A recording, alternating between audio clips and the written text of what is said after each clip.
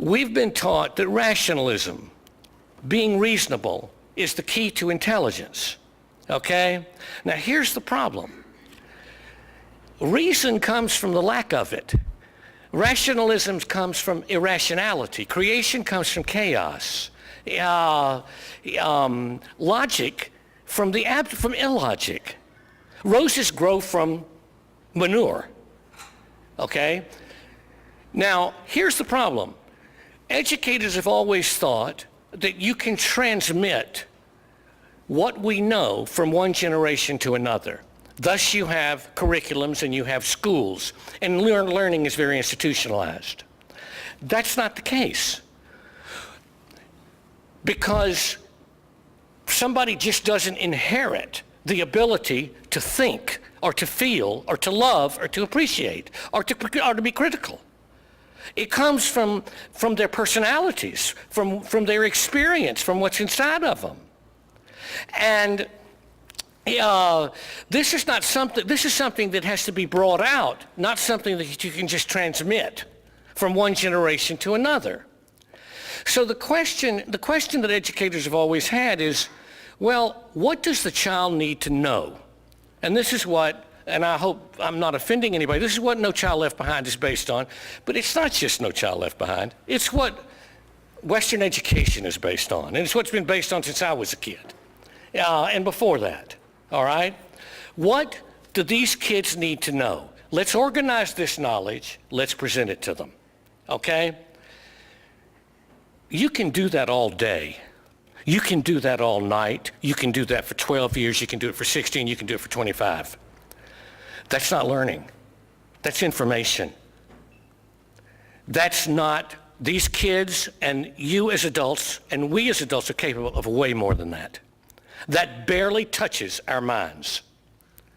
And the question, therefore, for me, upon a kid entering my class, was not, what does he need to know? Is that an important question? Oh, hell yeah.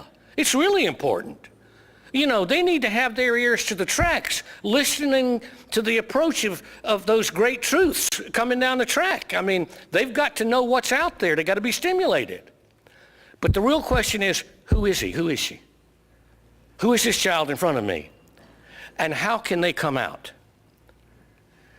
Intelligence is based on emotion, not reason. Emotion drives the boat. Reason follows in its wake.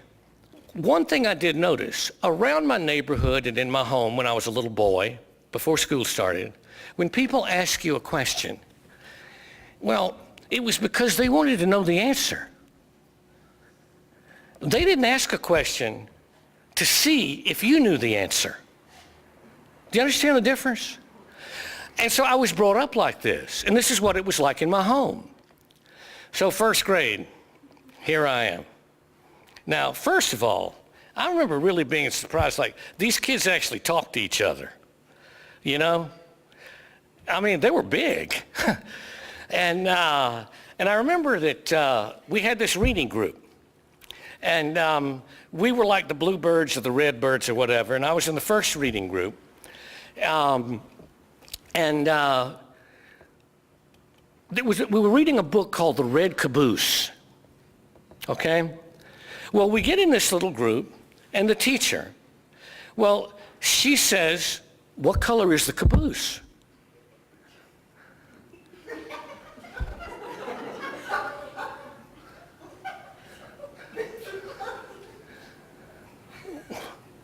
So I said, I was just trying to be helpful.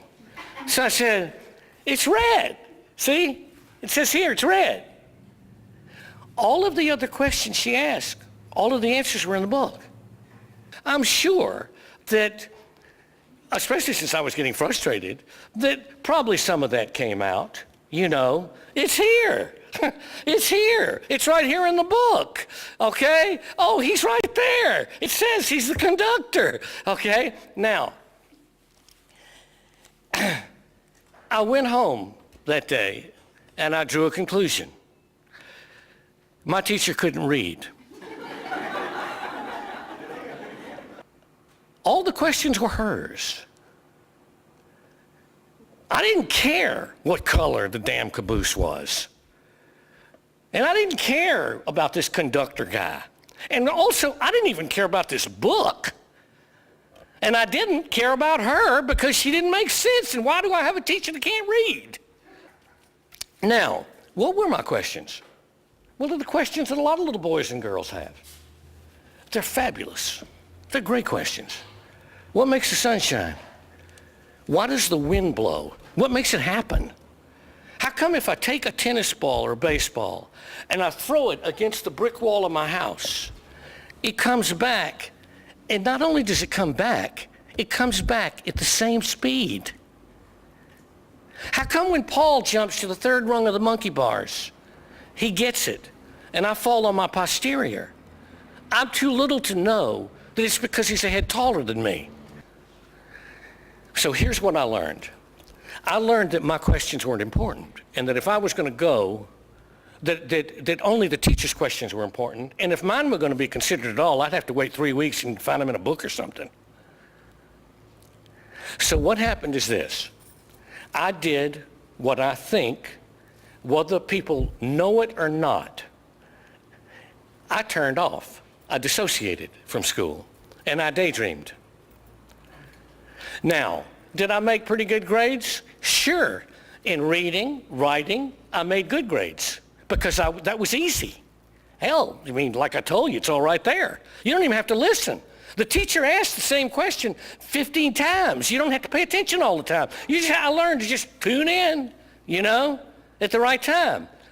I did poorly in math because I'm an idiot in math. That's why. That's all. Had nothing to do with school. It had to do with me and what I was going to do or not do, and I was totally disinterested. When I got to be a teenager, something happened. They had these literature books, and also they introduced paperbacks. This was the, late 50s, 59, 60, something like this. Now, of course, they're all over the place. But they had this rack of paperbacks in the room, and it made it look like you were writing a story, which really helped. And I loved them. Oh, my God. I fell in love. Something happened to me where I surrendered to them. And this is what learning is. It's not conquering something. It's surrendering. It's not a violation of subject matter or a poem or a story. It's giving yourself up to it. It's more like an orgasm, if you will, metaphorically, than it is, conquest, machoism. And I would give myself up to Charlotte Bronte, to Jane Eyre, to Wuthering Heights, to A Portrait of Ginny by Robert Nathan. Even the stories in the textbook, The Secret Life of Walter Mitty, my God, that was me. Ignorance is our only real motivation for learning. So as long as we walk around thinking really well of ourselves, you can kiss learning goodbye. Humility is the source of learning. And curiosity, the source of inspiration, and need, the source of inspiration. Those things you can't measure on these little dinky-ass tests. So again, the question would not be so much what does the child need to know, but rather who is he and how can he come out? And No Child Left Behind. All these tests, all these silly little IQ and achievement tests, they're just dumb. They don't show anything. These kids are much smarter, much braver, much more loving, and much more beautiful than any of those tests, than the conventional lens, frankly, suggest.